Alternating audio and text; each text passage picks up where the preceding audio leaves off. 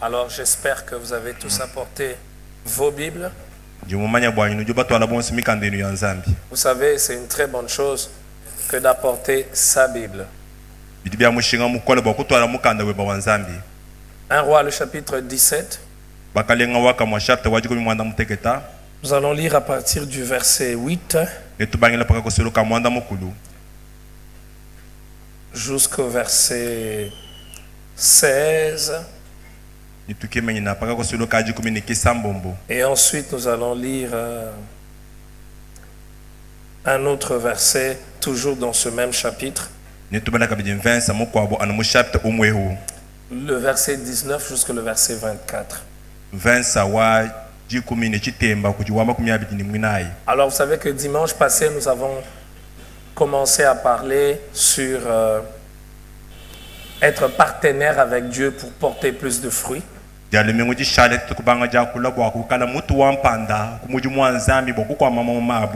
Et vous savez, dans le partenariat avec Dieu, les choses ne sont pas comme les partenariats avec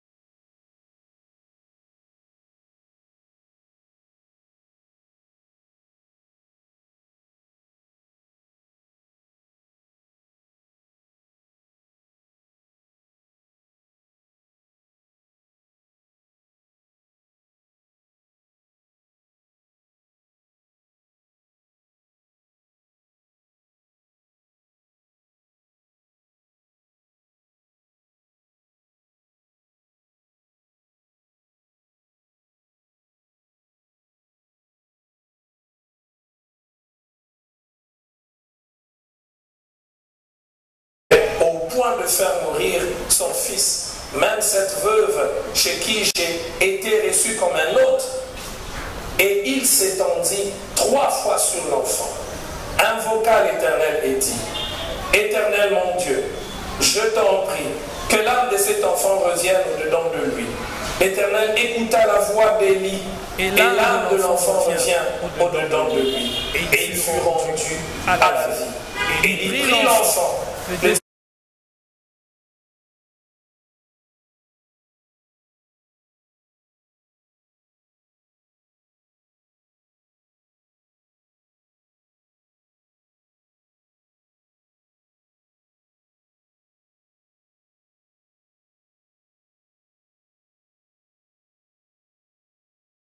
que tu vas parler ce matin. Je sais que le message de ce matin est puissant. Je sais que le message de ce matin va bouleverser la vie de quelqu'un, va amener des actions concrètes, va amener un changement de vie, des directions. Je sais que le message de ce matin, Seigneur, va conduire un homme, une femme à une nouvelle manière de voir les choses. Merci, parce que tu fais tout cela pour la gloire de ton nom. Au nom de Jésus, Amen. Bien-aimés frères et sœurs, vous savez ce qui arrive lorsqu'on a le succès, lorsqu'on a la gloire, lorsqu'on a la réussite, lorsqu'on a la prospérité. Il y a beaucoup de choses qui arrivent. Et nous le savons tous. Parce que parfois, nous nous surprenons nous-mêmes à découvrir combien nous avons changé. Il y a des changements positifs, mais aussi parfois des changements négatifs. Et parmi les changements négatifs qui arrivent lorsqu'on a le succès, lorsqu'on a la gloire, lorsqu'on obtient des choses peut-être que l'on rêvait ou que l'on voyait seulement chez les autres, c'est de croire que l'on doit mettre de côté les règles et les principes.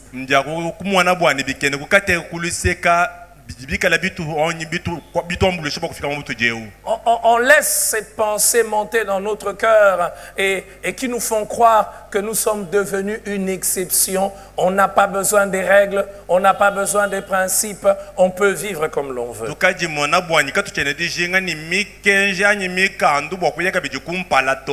Élie n'est pas tombé dans ce piège. Vous savez, il s'est présenté devant le roi. Il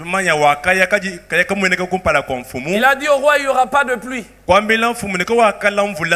Sinon, à ma parole, il n'y en aura pas. Il n'y aura pas de pluie. Et tout est devenu sec. Il n'y avait pas de pluie. Aucune goutte. Et c'était la sécheresse. Et pendant ce temps, Dieu l'amène au torrent de Kérit. Et là, il vit un miracle. Il y avait un corbeau qui venait lui amener de la nourriture régulièrement. Et il s'abreuvait de l'eau du torrent. Élie a cette chose de particulière. Les succès et la réussite ne lui font pas perdre le sens de l'obéissance à Dieu.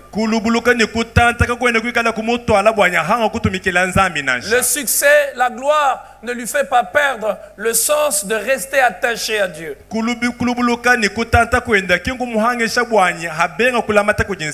n'y a rien d'aussi malheureux et triste que de voir quelqu'un que Dieu a amené, que Dieu a élevé, que Dieu a conduit vers des sphères élevées de la vie ou de la société, commencer à perdre le sens de l'obéissance à Dieu.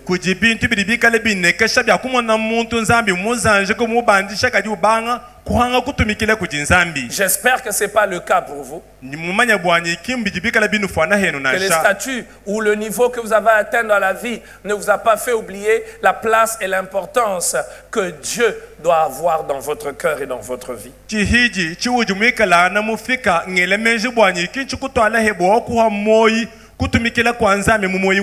Le texte que nous venons de lire nous montre clairement qu'il est encore soumis à Dieu. Soumis à Dieu, quand bien même il est reconnu comme Alors la parole de l'Éternel lui fit adresser. Il est encore capable d'entendre Dieu. Il a encore la capacité d'écouter Dieu. Quand bien même il a déjà des résultats. Frères et sœurs, j'en parle. Et je tremble comme quand je lisais ce passage encore hier soir. Il a encore la capacité d'écouter Dieu. Combien de fois, après le succès, nous perdons cette aptitude, cette capacité importante d'écouter Dieu. Et il sait reconnaître que c'est Dieu qui lui a parlé. Dieu lui demande de quitter Kérit et de se rendre à Sarepta. Quand vous étudiez les cartes d'Israël antique, vous allez découvrir qu'entre Kérit et Sarepta, c'est une distance de 150 km.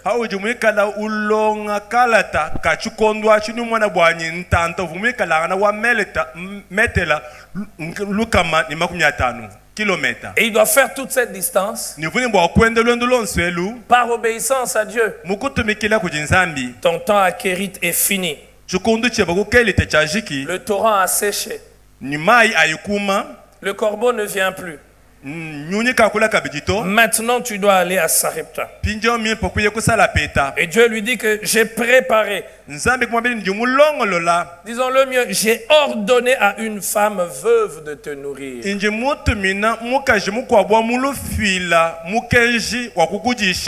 Cette histoire, frère, nous apprend un certain nombre de vérités sur l'obéissance. Et j'aimerais ce matin les partager avec vous. L'obéissance qui amène à porter de fruits. Parce que vous savez, on ne porte pas de fruits sans l'obéissance. On ne porte pas de fruits par les slogans. On ne porte pas de fruits, frères et sœurs, par le fait de participer à un groupement, à des réunions religieuses. L'obéissance est la clé pour porter des fruits. Et ce matin, chacun de nous a le choix d'obéir à Dieu et porter des fruits, ou désobéir à Dieu et avoir un semblant de fruits.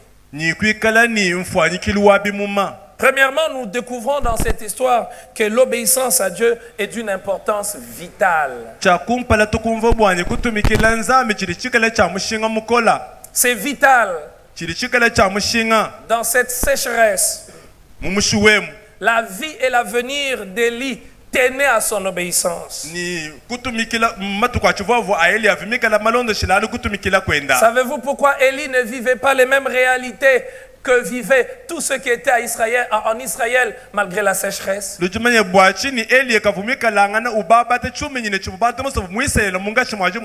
C'était son obéissance.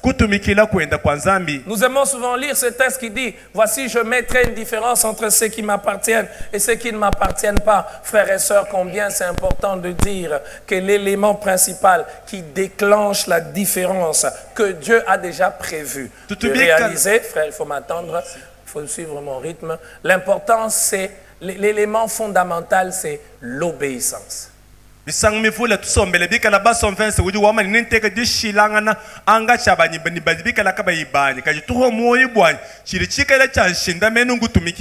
L'obéissance à Dieu est ce qui nous distingue. L'obéissance à Dieu est une question de vie ou de mort. Vie ou de mort de son activité, vie ou de mort de sa famille, vie ou de mort de sa carrière. Oui, l'obéissance à Dieu est une question de vie ou de mort. Tu obéis à Dieu, tu vivras. Tu obéis à Dieu, ton affaire vivra. Tu obéis à Dieu, ton activité vivra. Tu obéis à Dieu, tu auras la longévité. Et tu désobéis à Dieu, c'est la mort. L'obéissance à Dieu ne doit pas dépendre d'un niveau ou d'un statut.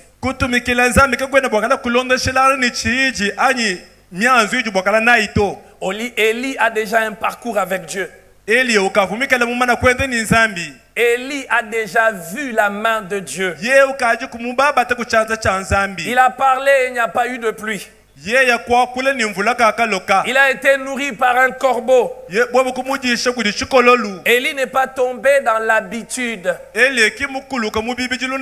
Que de fois, lorsqu'on a déjà fait un parcours avec Dieu, on a eu des résultats avec Dieu, on a expérimenter certaines choses avec Dieu, on pense que désormais c'est nous qui dirigeons Dieu, c'est nous qui conduisons Dieu. Et la soumission n'est plus la règle. Et cela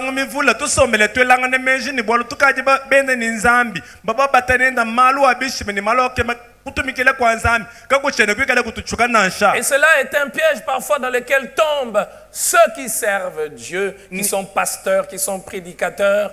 Parfois, ceux qui sont dans les chaises sont plus obéissants à Dieu que ceux qui sont du haut de la chair.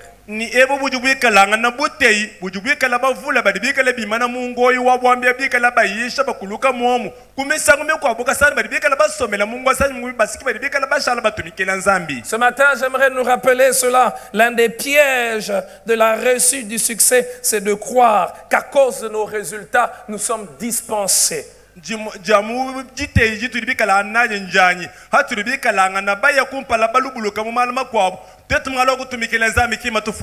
Ce matin, est-ce que tu crois que tu es dispensé de respecter les règles de Dieu?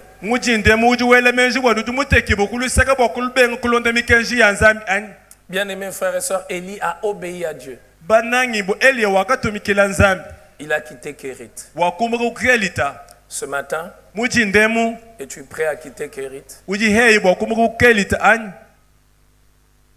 Deuxième leçon que cette histoire nous enseigne sur l'obéissance.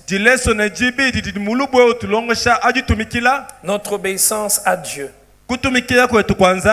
dépend du statut et de la confiance que l'on accorde à Dieu. Vous n'obéissez pas à quelqu'un à qui vous n'accordez pas de la valeur. Lorsque l'Éternel lui adresse ces mots, lève-toi, va à Sarepta, Élie ne traîne pas, Élie se lève et il va.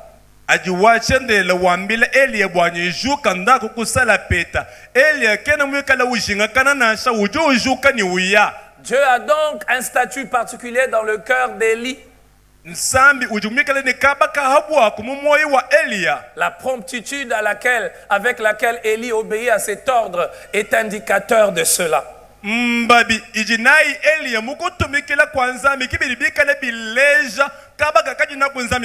Ce matin, frères et sœurs, quel est le statut que Dieu a dans ton cœur?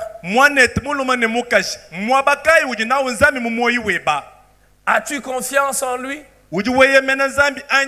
Celui qui n'obéit pas à Dieu ne fait pas confiance à Dieu. Arrête de croire que ta capacité d'obéir à Dieu se manifeste par le fait de venir à l'église, de chanter, d'avoir des cantiques et d'avoir une attitude religieuse.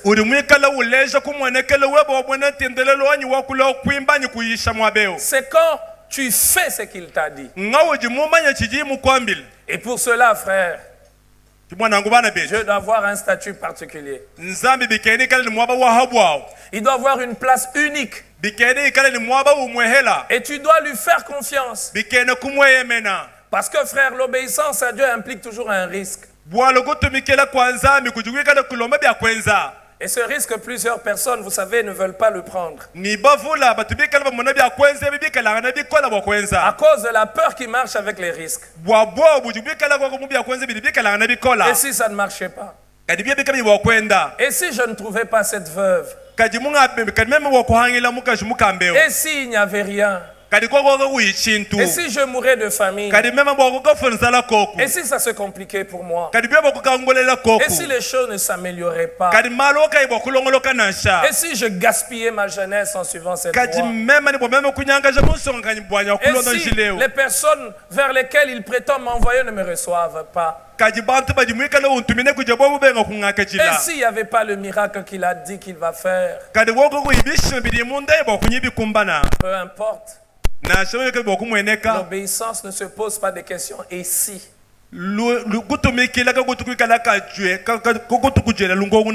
L'obéissance, c'est que Dieu a dit. Parce qu'il a dit, je veux le faire. Parce que je lui fais confiance. Est-ce que ce matin, tu fais confiance à Dieu plus que tu ne te fais confiance? Tant que tu n'as pas encore atteint le niveau où tu fais confiance plus à Dieu que tu ne te fais pas confiance, tu ne peux pas l'obéir. Je dois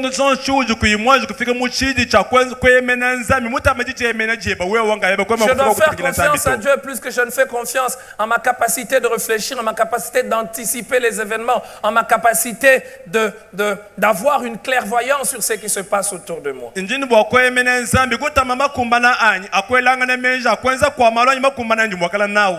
Une troisième leçon que cette histoire nous enseigne, c'est que l'obéissance à Dieu accepte les méthodes de Dieu.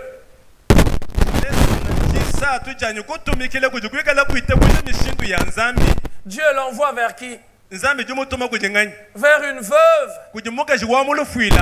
Moi, Élie, être nourri par une veuve. Dieu ne pouvait pas choisir une autre personne qui avait un statut différent. Et vous savez, le blocage dans nos vies, généralement, c'est à ce stade. Accepter la méthode de Dieu.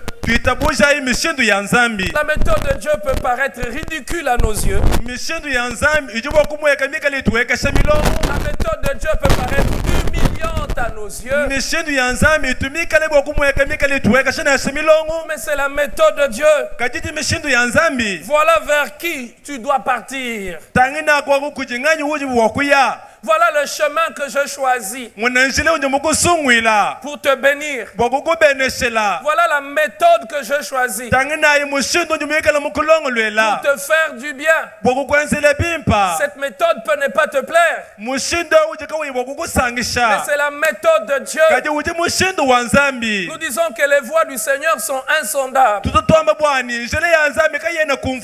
Au début, lorsque le Seigneur commence une histoire, nous-mêmes nous ne comprenons pas. Vers quoi est-ce qu'il nous amène? Mais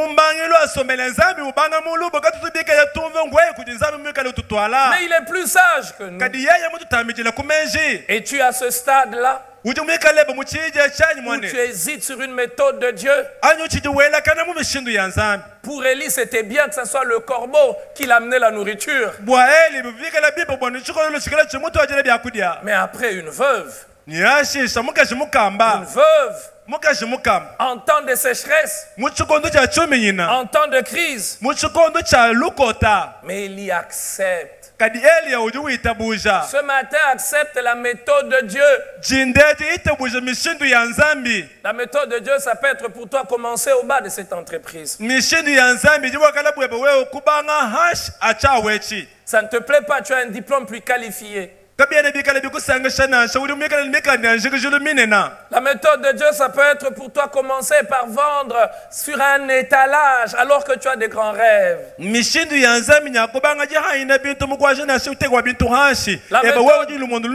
méthode de Dieu, ça peut être simplement pour toi être un porteur des sacs pour quelqu'un. Et la méthode de Dieu, ça peut être aussi pour toi que tu attendes alors que les autres brillent des mille feux et que tu sais que tu es plus qualifié que eux. La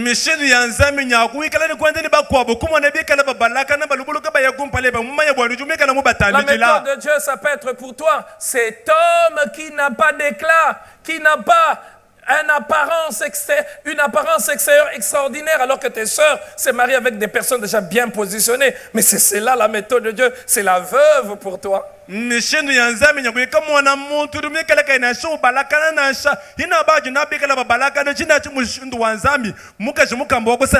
matin, j'aimerais nous poser cette question, nous la reposer. Es-tu prêt à accepter la méthode de Dieu?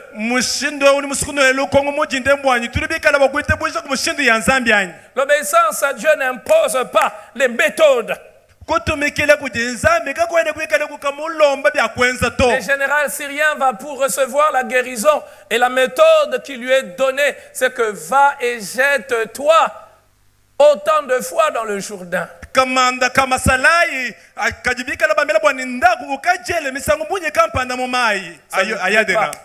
Ça lui plaît pas. Mais c'était ça la méthode de Dieu. Il y a quelqu'un ce matin qui est en train de refuser la méthode de Dieu. Il n'y aura pas de fruits. Il n'y aura pas de résultat. La méthode de Dieu, c'est l'intégrité. Et ce n'est pas facile de rester intègre dans ce pays. La méthode de Dieu, c'est la sanctification. Dans le milieu religieux, aujourd'hui, l'hypocrisie est devenue monnaie courante. La méthode de Dieu, c'est le pardon. Ça te donne l'impression d'être faible. Mais c'est la méthode de Dieu. Et tu es prêt à obéir même quand la méthode de Dieu ne te plaît pas. Quatrième ou cinquième vérité que ce texte nous apprend sur l'obéissance, c'est que l'obéissance s'attache à Dieu. Plutôt qu'à une méthode ou à un don. Dieu est passé par le torrent et le corbeau. Maintenant, Dieu veut passer par la veuve. Vous savez, lorsqu'on a vu certaines choses avec Dieu, on ne sait pas bouger avec Dieu. Je m'étais dit que je n'allais pas vous dire, donnez-moi un amen. Mais je vais vous dire, donne-moi un amen. Donne-moi un amen de foi. Donne-moi un amen plus fort que ça. Il arrive de fois que plusieurs personnes ne montent pas ou ne vont pas au niveau supérieur avec Dieu parce qu'ils restent nostalgiques de la manière dont Dieu a procédé dans le passé.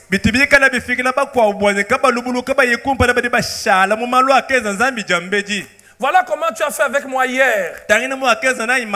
Voilà comment tu as procédé avec moi hier. Dieu, si tu veux venir, ne viens que de cette manière. Dieu,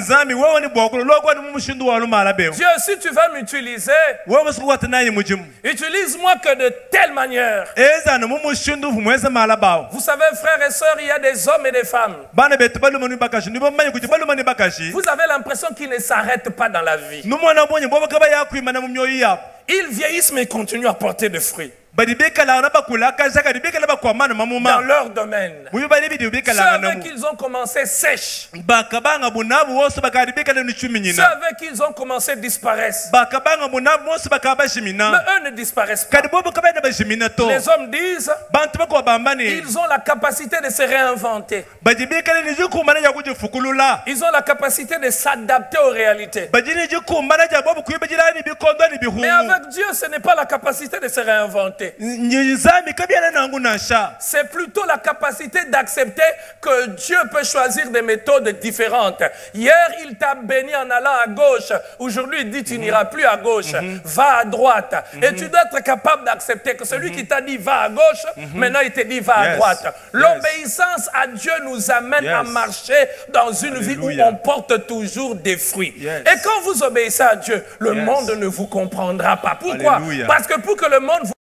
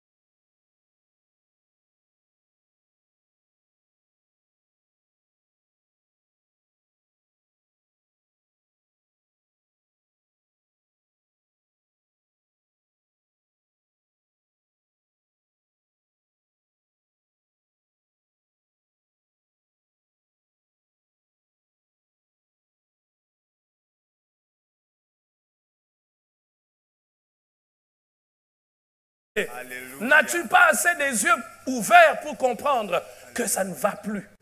Et j'aimerais dire, chaque fois que ça ne va plus, ce n'est pas un signe qu'il faut changer. Mais il y a deux fois, quand ça ne va pas, c'est un langage de Dieu. Amen. Il y a des gens qui sont attachés à des hommes plus qu'à Dieu. C'est par lui que Dieu m'a béni. Sois reconnaissant. Mais ne t'attache pas au don. Attache-toi à celui qui a fait le don. Bien-aimés frères et sœurs, 5e ou 6e leçon que cette histoire nous enseigne. J'aime cette histoire. J'aime cette leçon que je vais vous donner maintenant. Quand je réalisais l'histoire, le soir, seul dans mon petit bureau à la maison, j'avais des larmes. Parce que je me revoyais dans cette histoire. Vous savez quoi? Dieu lui dit que j'y ai ordonné à une veuve de te nourrir. Quand il arrive, il voit une veuve. Il commence par lui demander, apporte-moi un peu d'eau. La femme lui apporte de l'eau. Et je suis sûr qu'il a senti dans son cœur que c'était elle. Après lui avoir demandé de l'eau, il lui dit, apporte-moi un morceau de pain. La femme lui répond, ton Dieu est vivant. Je n'ai rien. Je n'ai rien de couille. Je n'ai rien. Celle que Dieu a dit que je l'ai ordonné de te nourrir n'a rien. Élie pouvait se fâcher. Mais Dieu, j'étais au torrent. Il fallait me laisser au torrent. Pourquoi tu m'as amené ici? Et regarde, la veuve même n'a rien. Non seulement c'est une veuve, mais elle n'a rien. Élie pouvait dire, je change de chemin. C'est pas elle. C'est la mauvaise personne. Dieu n'a pas choisi une veuve riche pour nourrir Élie. Dieu est Dieu. Et en ce moment-là, Élie démontre un caractère extraordinaire. Vous savez, au torrent de Kérit, Élie attendait le miracle. Mais dans la maison de la veuve, Élie provoque le miracle. Il y a un temps dans la vie où Dieu nous amène et nous contemplons ce qu'il fait. Mais il y a un temps dans la vie où parce que Dieu nous a parlé, on agit en fonction de ce qu'il nous a parlé, peu importe ce à quoi on fait face.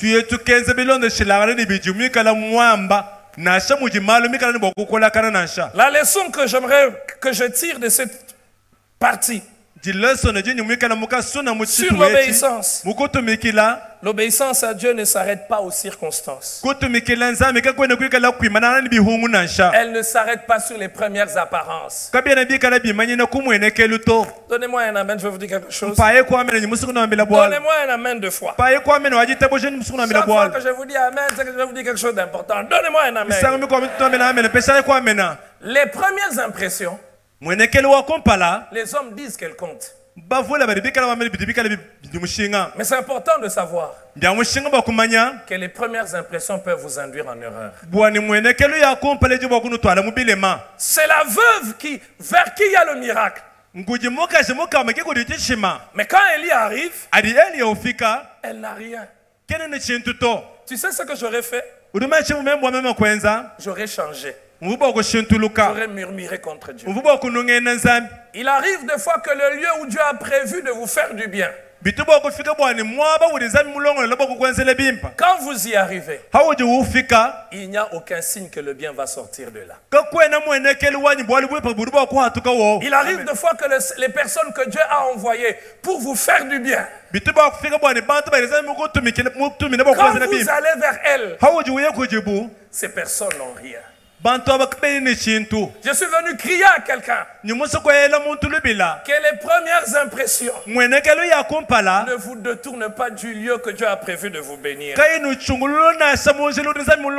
c'est là que je dois être béni. Mais je vois la sécheresse. C'est là que je dois être béni. Mais il y a plus de combat. C'est lui que Dieu a prévu pour moi. Mais il n'a rien. Mais il n'a pas le travail. C'est cette femme que Dieu a prévue pour moi. Mais ça fait 2 ans qu'on n'a pas d'enfant. Y a-t-il quelqu'un qui s'est arrêté à cause de premières impressions? Y a-t-il quelqu'un à qui Dieu a dit va à Sarepta et il arrive à Sarepta? Les premières impressions qu'il a, c'est le contraire. Au nom de Jésus, que les premières impressions d'un endroit ne te découragent pas. Amen. Tiens-toi à ce que Dieu t'a dit. Donne-moi un amen. Yes. Amen. Il arrive à Sarepta, la veuve n'a rien. Je n'ai qu'un peu d'huile, un peu de farine. Et je suis touché. Celui qui encourage la veuve, c'est Élie. Celui qui a écouté Dieu, c'est celui qui dit à la nature ce qu'elle doit être. Yes. As-tu écouté Dieu? Amen. As-tu écouté Dieu? La veuve n'a rien. Il dit à la veuve, ne crains rien. Qui devait dire à l'autre, ne crains rien? Celui que Dieu a demandé d'aller pour être nourri. Yes. Ou c'est la veuve. Ça serait facile que la veuve lui dise, ne crains rien. Dieu m'a déjà parlé. Dieu a dit à Élie, j'ai ordonné une veuve pour te nourrir. Mais quand il arrive, il se rend compte que la veuve n'avait pas écouté Dieu. Il y a des gens, Dieu les a parlé, mais pas par une voix audible. Dieu a disposé leur cœur. Le cœur de cette femme avait été disposé. J'aimerais dire à quelqu'un, la disposition du cœur vaut plus que les richesses. Si tu as quelqu'un qui a un cœur disposé autour de toi, il est plus un don de Dieu que celui qui est plus fort. Donne-moi un amen. Et quand Élie arrive, il dit à cette femme, ne crains rien. Prépare-moi. Et ce qui est bizarre, la femme n'a pas discuté. Et à ce moment-là, quand Élie ne s'est pas laissé décourager par le tableau que lui peint la femme,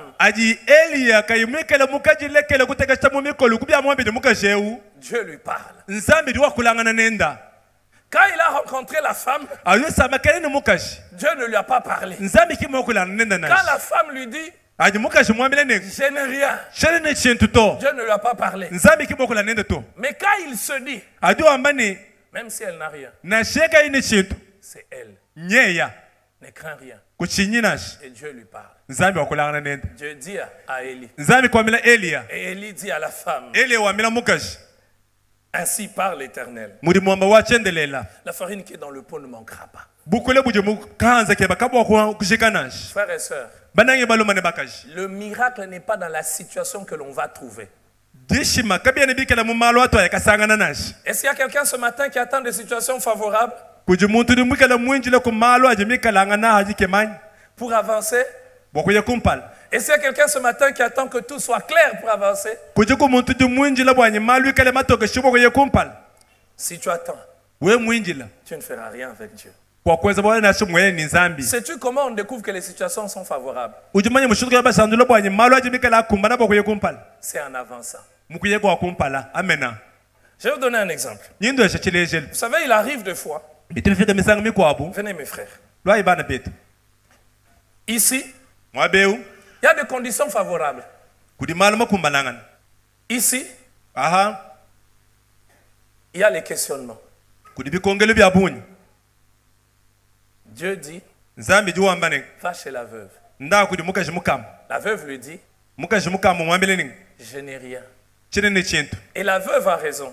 ni mukaji mukamba ujumikala mu binga Il y avait déjà un miracle préparé pour la veuve. akuvukela tishima chilongolela mukaji mukam Vous savez ce qui a amené la veuve urumaji chikasaka mukaji mukam et Élie dans le miracle? ni ele mubishima C'est obéir à Dieu même quand les circonstances semblent défavorables. ngutu mekela nzambe na shadi bikondo ka bibikala bikumbana amena Ici, il y a un peu d'huile et un peu de farine. ajubikala mafuta makese ni bukula bukesa On peut s'arrêter ici. turuba ko shara bi manyinao Comme il y a un peu d'huile et un peu de farine, on ne fait rien. mumoji to mafuta ni tukule tukesa ka tunu tuenza shintu to Et on va mourir. ni yetu fuila o Mais kadi il a été dit à la femme, bobo kwamela mukaji ne va ndaku et prépare. ni lamba Ainsi parle l'Éternel. kimui wachendelela wamba L'huile et la farine ne va pas manquer. mafuta ni mumulondu ni mbukula kaba kumaikana sha La beauté de ce miracle, buimpa bwa et tishimechi c'est une leçon pour nous tous, ninjileso na bwetu bonsu c'est que Dieu n'a pas rempli tijinzambi kayimuja le vase.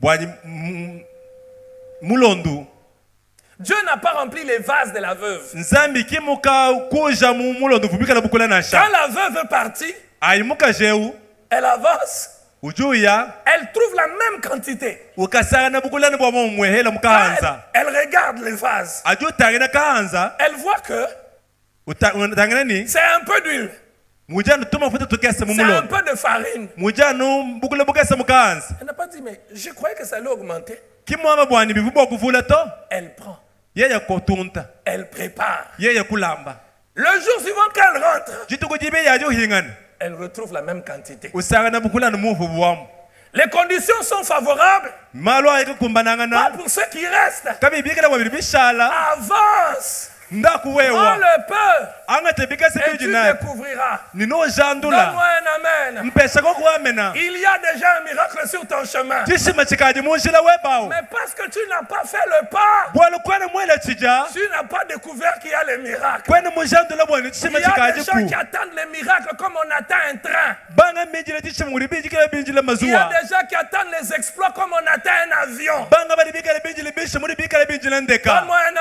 amen. mpesa ko kuamena Si tu es de ceux qui attendent les miracles, wewe mwa bali binjila tu bishima auras des cheveux blancs.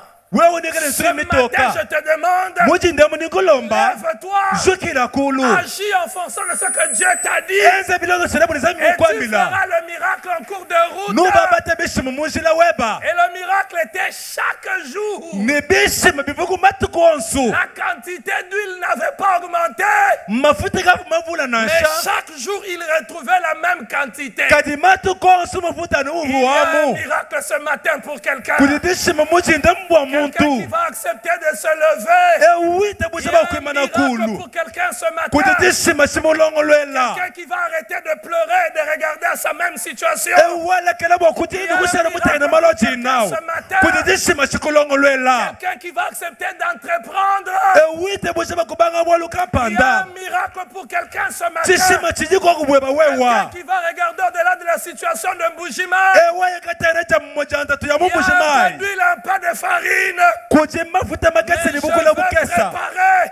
nindamba Il y a un miracle ce matin pour chaque homme et chaque femme en ces lieux. chishima chijiko bwa mulima ni mukajo ni mwabe Un homme qui muchindemo refuse de se décourager, désespérer. eujubeka bakutekete mu mikolo ni Il y a un kutusomanshi miracle ce matin pour toi. chishima chijiko bweba wewa Et les miracles ni chishima ne viennent pas tous de la même manière. kabi yakola mu mushindo wa mwamu Pour mwanasha la veuve bwa mukaji à qui on mukamba avait laissé les dettes, eubashila mabanza elle renversait dans les vases. yeye wakaji mwikala anu uisha Et mu ça ne se byanza terminait pas. ni mafuta kavashi kato Pour celle-ci, karibu la ayewu même quantité, mafuta nomo mais umwehela chaque jour. kadi matukonsu Dieu est grand. nzambe munena Il y a plus grand que Dieu a prévu pour toi. mbitamba munena bidi nzambe C'est mukulongolwela pour cela, frère, kekayi bana betu Dieu peut faire des miracles avec n'importe quoi. nzambe uje bwakwata chishimane chintu kanu kanu chonse Dieu peut faire des miracles avec n'importe quoi. nzambe uje kumana kwata chishimane chintu chonsu C'est petit. C'est peu ce que j'ai. mbikasa binji nabi J'attendais que uvumwinjila quand j'allais partir, bwani njanya j'allais trouver que la farine allait augmenter. uvungele mejini bukule buni bufula La farine n'augmentera pas. bufula kim bukule kim bufula nansha Mais fais ce que tu dois faire. Dieu parle à quelqu'un ce matin. La farine ne va pas augmenter. Mais elle ne diminuera pas. L'huile ne va pas augmenter. Yes. Mais l'huile ne va pas diminuer. Je Je peux vous poser une question. La veuve n'a pas calculé. Vous savez, quand vous avez un peu, vous commencez à calculer. Donc, comme c'est un peu, je divise. Elle préparait ce qu'il fallait pour Élie et sa famille. Et chaque jour, Dieu faisait les miracles. Yes. Est-ce que vous savez que les miracles sont d'abord des réalités spirituelles avant d'être des réalités physiques?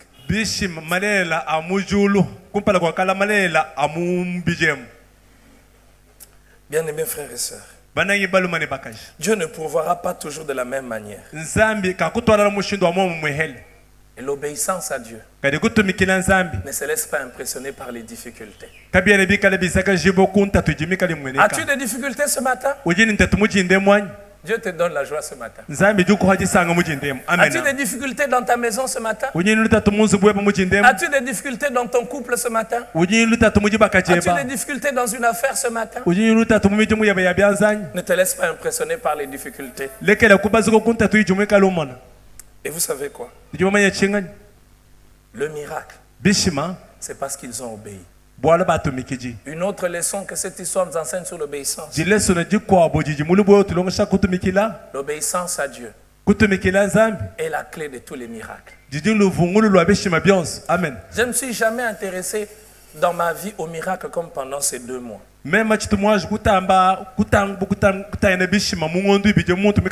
J'étudie et je réétudie les miracles de la Bible. Et je suis des heures et des heures de témoignages sur Internet de ce que Dieu a fait parce que c'est ce qu'il veut pour ma vie en cette saison. Je pensais que les miracles arrivent parce qu'on a seulement beaucoup prié. Je pensais que les miracles arrivent pour certaines personnes parce qu'ils ont un statut particulier. Les miracles obéissent à une logique. L'obéissance. Donne-moi un amen, je vais dire quelque chose. Vous savez que j'ai découvert, et c'est dans la Bible, il y a des gens, Jésus les a guéris. Mais il y a des gens, Jésus a dit ta foi t'a guéri. Est-ce que vous savez qu'il y a une différence? Quand Jésus guérit une personne, Jésus avait tous les dons spirituels. C'est les dons qui a guéri. C'est ça quand vous allez dans une campagne d'évangélisation. Et même le cas de Lazare. Lazare n'avait pas de foi. C'est la foi de Jésus qui l'a guéri. Les dons. Et vous allez remarquer que beaucoup de gens ne sont pas guéris par les dons. Mais tout le monde peut être guéri par la foi. Parce que les dons, ça dépend de celui qui l'a, de son obéissance à Dieu. Dieu peut te dire prie pour cette personne, mais toi tu hésites, tu ne pries pas. Cette personne ne sera pas guérie parce que toi tu as hésité. Mais quand c'est ta foi, ta foi saisit tout ce que Dieu a dit. Celle qui souffrait de la perte de sang pendant 12 ans, ce n'est pas le don qui l'a guéri, c'est sa foi. Amen. Et la foi, yes, elle fonctionne sur base de quoi? Sur base de l'obéissance. Dans la maison de la veuve de Sarepta, ce n'est pas le statut d'Élie qui a créé le miracle. Élie avait une parole. Et il a obéi à cette parole. Donne-moi un amen. Tu n'as pas besoin de rencontrer un super homme de Dieu pour qu'il y ait les miracles. Même toi seul dans ta maison, si tu obéis à Dieu, il y aura les miracles. Pourquoi? Parce que Dieu a dit qu'il est derrière sa parole pour faire quoi? Pour l'accomplir. Dieu accomplit quoi? Donc le jour où tu décides d'agir en fonction de ce que Dieu a dit. Dieu est lié à sa parole. Yes. Chacun ici peut vivre les miracles. Yes. Amen. Même toi. Même toi, tu peux vivre les miracles. Est-ce que tu le sais? Quand tu comprends ça, tu ne courras pas derrière un homme. Même dans le trou, tu vas obéir à Dieu. Et le miracle sera là. L'obéissance, c'est la clé des miracles. J'aimerais que tu te le répètes. L'obéissance, c'est la clé du miracle partout. Nous avons essayé de pécher toute la nuit. Nous n'avons rien obtenu. Mais sur ta parole, sur ta parole, frère, je crois au miracle. Je prêche un Dieu de miracles. Il n'est pas mort, il est vivant. Il agit, il guérit, il bénit, il transforme, il rend prospère. Je crois en ces dieux. Et il n'a pas favorisé certains hommes. Il n'a pas favorisé certains hommes. Par rapport au miracle, tous nous sommes sur le même pied d'égalité. Mais comme vous le savez, donnez-moi un amen. Bien-aimés frères et sœurs, il veut que tout le monde soit sauvé, mais tout le monde ne sera pas sauvé. Non pas parce que lui ne veut pas, parce qu'il y a des gens qui refusent d'être sauvés. Vrai ou faux? Il en est de même des miracles. Voici les miracles qui accompagneront ceux qui auront cru. Ceux qui auront cru. Maintenant, il y a des dimensions dans notre manière de croire. Il y a des gens qui se sont arrêtés à croire que Dieu le sauve seulement. Et tout pour eux s'arrête. Merci Jésus parce que tu m'as sauvé. Mais ils ne vont pas au niveau de croire que non seulement que Dieu les sauve, mais leur foi en Dieu peut influencer leur quotidien.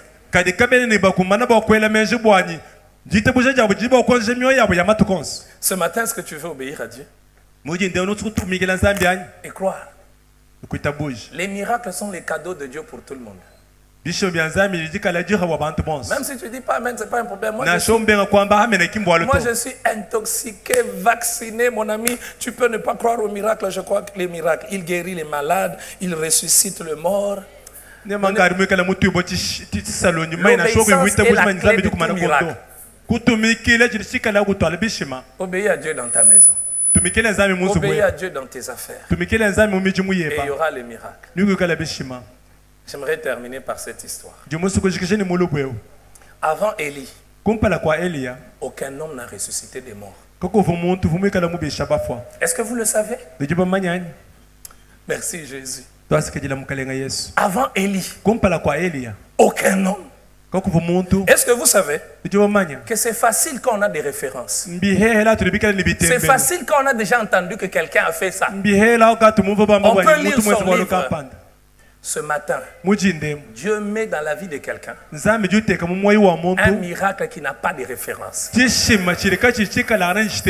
Regardez le niveau de la foi d'Élie. Quand je lisais cette histoire, j'avais comme quelque chose dans mon ventre. Il n'avait jamais entendu parler qu'un mort avait ressuscité. Avant Élie, aucun homme n'a ressuscité un mort. Enoch n'est pas mort. Enoch a été enlevé. Élie se retrouve devant une situation inédite. Ce n'est pas parce que ça ne s'est jamais fait avant toi que Dieu ne peut pas faire ça avec toi. Y a-t-il quelqu'un ce matin qui regarde au passé? Est-ce que quelqu'un a déjà été guéri de ça? Est-ce que quelqu'un a déjà surmonté cette situation? Est-ce que quelqu'un s'est déjà sorti de ça? Même si en te posant cette question, la réponse est personne. Dieu va commencer avec toi. Il y a quelque chose que Dieu commence avec toi. Est-ce que dans ma famille, quelqu'un est déjà arrivé à ce stade? Est-ce que dans la ville de Moujima, quelqu'un est déjà arrivé dans ce stade? Est-ce que quelqu'un a déjà commencé à ce niveau et arrivé là où je pense que je dois aller? Est-ce que quelqu'un, personne ne l'a jamais fait? Je vais le faire. J'ai crié hier soir seul au-dedans de moi. je serai le premier. Et c'est quelqu'un qui le crie. Tu es plus jeune, couche-toi, dors. Élie prend l'enfant. Il l'amène dans la chambre où il était. Il le met sur le lit. Il laisse la maman de côté. Il dit à Dieu, vas-tu affliger cette femme qui m'a nourri? Quand on a obéi à Dieu, excusez-moi, on a des droits devant Dieu. Quand on a obéi à Dieu, pardonnez-moi, quand on a obéi à Dieu, quand tu sais, c'est pour cela, frère, que personne n'était pas sorti dans la voie de Dieu. Quand tu as désobéi à Dieu, dès que tu veux demander certaines choses, le diable vient te rappeler. Mais tu sais que tu es allé à côté. Quand tu as obéi à Dieu, même le monde spirituel, parce que vous devez le savoir, le monde spirituel existe. Quand tu as obéi à Dieu, il a pris l'enfant. Nous avons notre enfant ici. Il a pris l'enfant. Il l'a ramené dans sa chambre. Il n'a pas parlé à la mort. Il a parlé à Dieu. Il y a des gens qui parlent trop à leurs problèmes au lieu de parler à Dieu. Élie n'a jamais vu un enfant ressuscité, un mort ressuscité. Il prend l'enfant. Il parle à Dieu. Il se penche. Combien de fois? 3 fois. Comme pour dire, Élie n'attendait qu'une seule chose, que l'enfant ressuscite. Vous savez le problème de plusieurs, ils s'engagent dans des choses avec Dieu pour échouer. Il y a une chose que j'ai dit à Dieu: tant que je serai avec toi, je n'échouerai jamais. Je déteste l'échec. Je hais l'échec.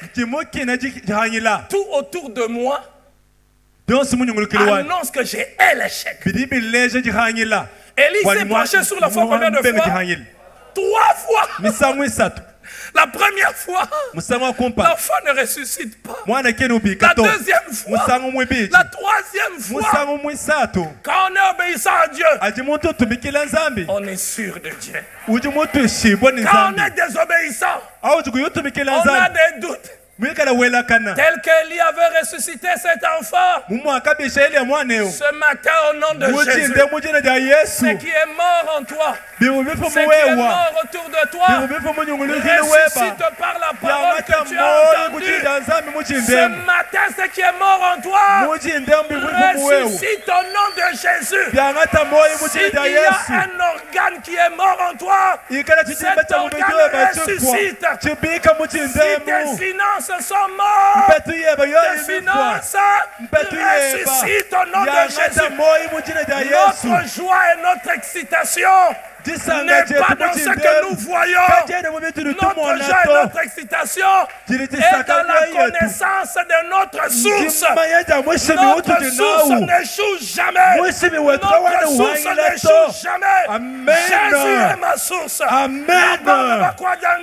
Jésus est notre source. Et si vous êtes attaché à cette source, même si vous faites face à la mort, c'est la mort qui va fuir. Même si tu fais face à la malédiction, c'est la malédiction qui va fuir. Même si tu fais face à la sécheresse, c'est la sécheresse qui va fuir. Donne-moi un amen, je te dis quelque chose. Ce n'est pas parce que tu as prié une seule fois que ce n'est pas arrivé que tu dois arrêter de prier. Prie encore. Élie a fait quoi? Il a prié 3 fois. Et puis il est descendu. C'était une chambre haute.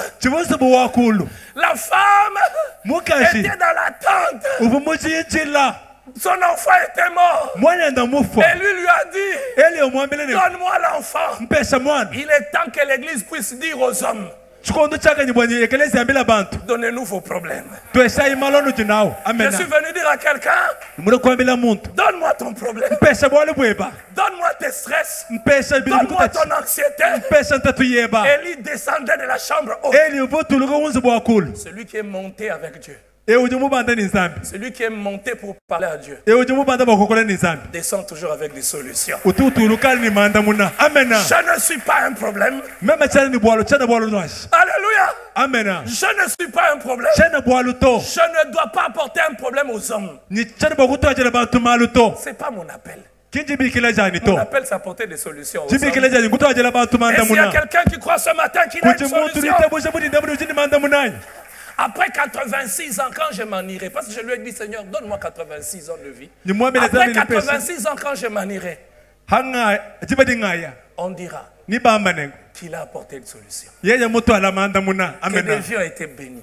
Que des stades ont été remplis avec l'évangile. Que des malades ont été guéris. Que des paralytiques ont marché. Que des morts ont ressuscité. Je le crois plus que toute autre chose. Mes yeux le verront. On ne peut pas avoir Dieu et ne pas avoir de solutions. Il y a des gens, quand ils entrent dans votre vie, ils vous amènent des problèmes. Celui qui obéit à Dieu, quand il entre dans ta vie, il t'amène des solutions. Élie est entré dans la maison de la veuve pour être nourri. Mais Élie était la solution de Dieu au problème de la veuve. Élie a amené à la veuve un enfant vivant. Est-ce que tu peux amener à ta femme un enfant vivant? La femme que tu as épousée a beaucoup de problèmes dans sa famille. Ils ont grandi dans une famille maudite. Ils ont grandi dans une famille où les gens meurent avant. Ils ont grandi dans une famille où les gens ont des cancers. Ils ont grandi dans une famille où il y a la pauvreté. Parce que toi, tu entres dans sa vie. Tu ramènes un enfant vivant. Est-ce que tu peux ramener à la société, à l'entreprise où tu travailles, des enfants vivants? Des enfants vivants. Avant toi, il y avait la mort dans cette société. Avant toi, on ne payait pas les gens. Avant toi, cette société était en train de mourir. Parce que toi, tu es entré et que tu as obéi à Dieu. Tu vas amener à cette société un enfant vivant. Nous sommes des porteurs de vie. Toute personne qui obéit à Dieu est un porteur de vie. Toute personne qui obéit à Dieu est un porteur de vie. J'aimerais vous dire quelque chose. La vie n'est pas que dans nos paroles. La vie, elle est dans tout ce que nous touchons. J'ai expérimenté quelque chose. Une fois, je priais pour quelqu'un, puis Dieu m'a dit, donne-lui simplement le micro que tu as tenu. La personne a touché le micro sans que je le touche. Et la puissance de Dieu l'a touché. Nous sommes des porteurs de vie. De telle sorte que tout ce que nous touchons est contaminé par la vie que nous avons. C'est pour cela les linges qu'on appliquait aux apôtres guérissaient les malades. Qu'est-ce que les tissus? Est-ce que tu as un tissu ici? Qu'est-ce que les tissus?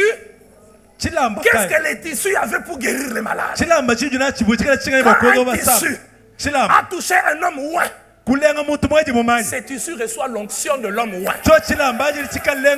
Mais ça, c'est spirituel. Et parce que je le crois, là où, même dans une maison où tu es entré, parce que tu es porteur de vie, la loi de la vie s'impose. Élie a mis l'enfant là où il dormait. Même là où je dors, il y a l'onction que Dieu m'a donnée. Mais le bébé spirituel ne le comprendra pas. Même là où je dors, il y a l'onction. Sais-tu pourquoi? Je suis un porteur de vie. Mes paroles apportent la vie. Mes mains apportent la vie. Une affaire que tu touches, là où tout le monde échouait, cette affaire devient la meilleure affaire de la ville. Parce que tu es porteur de vie. Un poste que tout le monde refusait d'occuper. Si toi tu l'occupes, après on va envier ce poste. C'est pas le poste qui nous fait. C'est nous qui faisons le poste. C'est pas la bonne Bakadjanga qui m'a fait. Mais c'est la vie de Dieu sur moi. qui fait la bonne bakwadiam. La vie de qui? Pas ma vie. La vie de Dieu.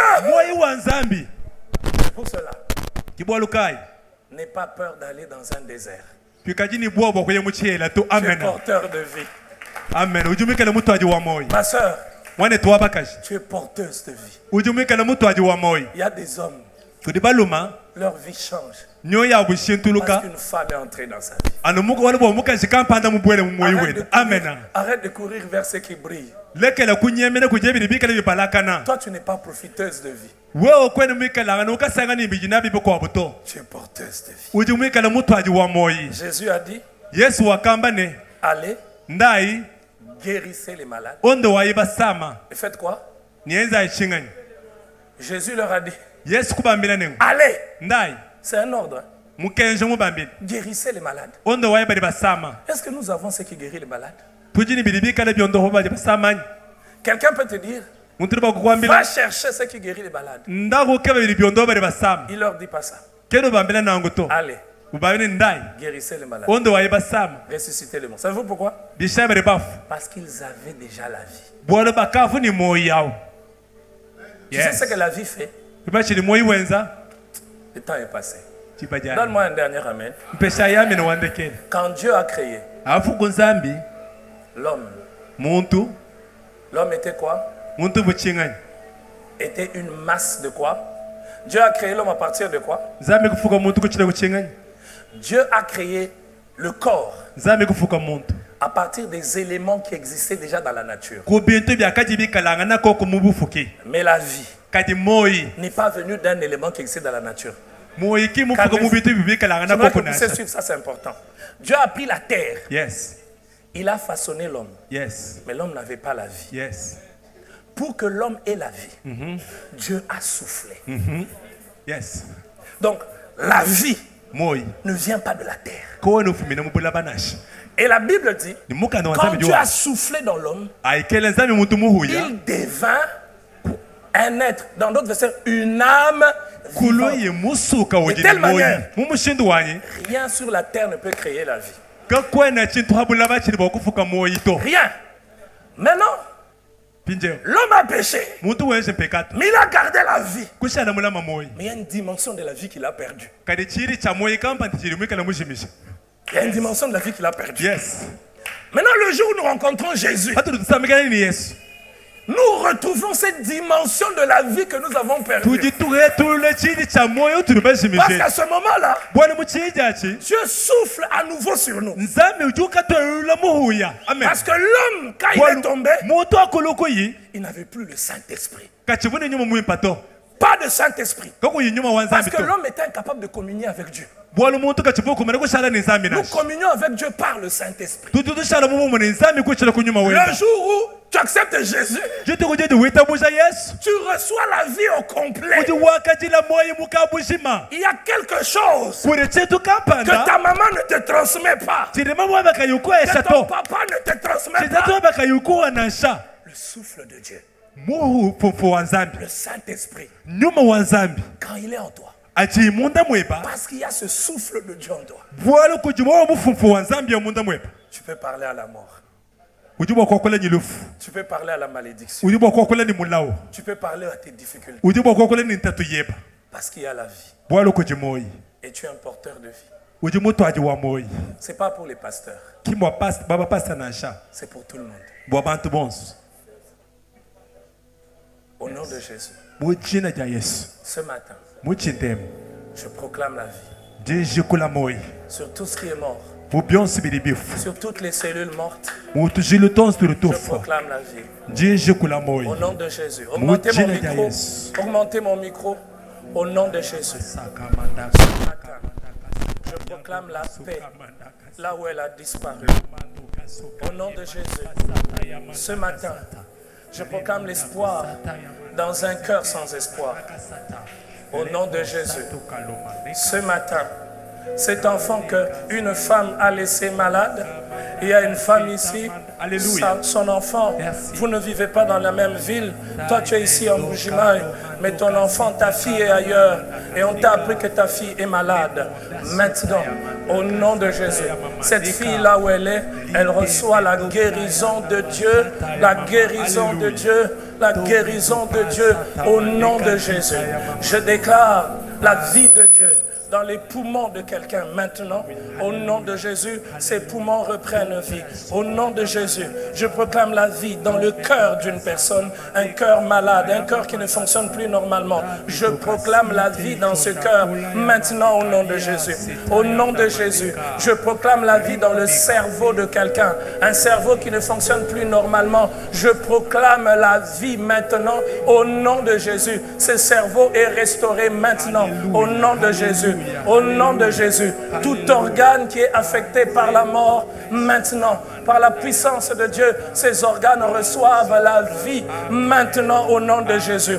Quelles portes sont fermées pour une personne? Ces portes s'ouvrent maintenant au nom de Jésus. Toute porte fermée, que ce soit par une force spirituelle, toute porte fermée, que ce soit par un homme à cause de la méchanceté, au nom de Jésus, ces obstacles sont ôtés maintenant par la gloire de Dieu. Ce matin, au nom de Jésus, il y a quelqu'un qui a une main qui est douloureuse. Sa main gauche est tellement douloureuse et il ne comprend pas. Au nom de Jésus, tu es guéri. Cette main est guérie maintenant. Cette main est guérie maintenant. C'est toi? C'est toi, tu as cette main qui te fait mal. Le Seigneur te guérit maintenant au nom de Jésus. Tu es venu ce matin et tu as une poitrine serrée qui te fait mal. Cette poitrine, le Seigneur la touche maintenant.